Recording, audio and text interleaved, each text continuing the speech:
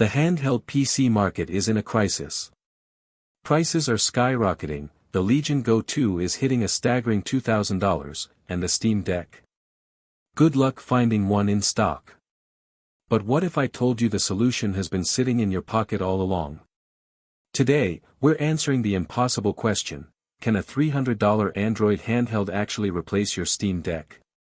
We're testing the top 10 Steam games to find out if Android has finally achieved the impossible. Let's be real. Handheld PC gaming is getting expensive. We and Oppos, seeing RAM and storage prices push these and Oppos, budget and Oppos, devices into the $1,000 territory. But on the flip side, the Android ecosystem has been quietly evolving.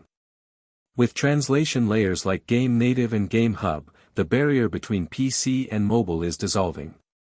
We and Oppos, talking 120Hz displays, OLED panels, and Snapdragon 8 Elite chips, all for a fraction of the cost.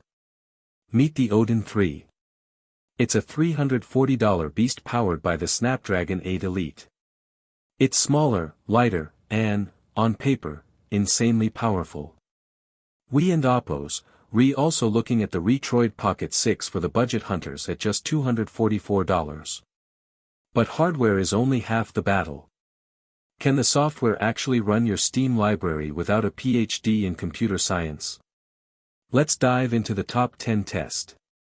First up, Slay the Spire 2. It's the #1 game on Steam Deck right now. Out of the box, GameHub runs it at a flawless 60 FPS.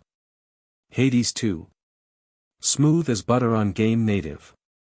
But here's where it gets crazy: Hollow Knight. On the Odin 3, we're hitting 120 FPS. That's double the standard handheld PC experience for most indie titles. It's zippy, it's responsive, and with Steam Cloud saves, your progress follows you everywhere. Now, for the reality check. Is this a total Steam Deck killer? Not quite. If you and Oppos, looking to play Baldur's Gate 3 or Red Dead 2, Android ISN and Oppos, there yet. It's a murky mess of 720p low settings. And some classics, like the original Slay the Spire, strangely refuse to boot without heavy tweaking. Android gaming still feels like A and Oppos, Tinkerer and Oppos, Best Paradise and Oppos. It's not always and Oppos, Plug and Play and Oppos. So, is it time to sell your Steam Deck? If your library is 90% indie games, roguelikes, and classic titles, the answer might be a surprising and Oppos, yes and Oppos. You get better battery life, a better screen, and a much lighter bag. But for the heavy hitters, the deck remains king. However, with the pace Game Native is moving, the gap is closing faster than Valve might like. The Android revolution ISN and Oppos, coming, it's already here. But what do you think? Is 120 FPS Hollow Knight enough to make you switch?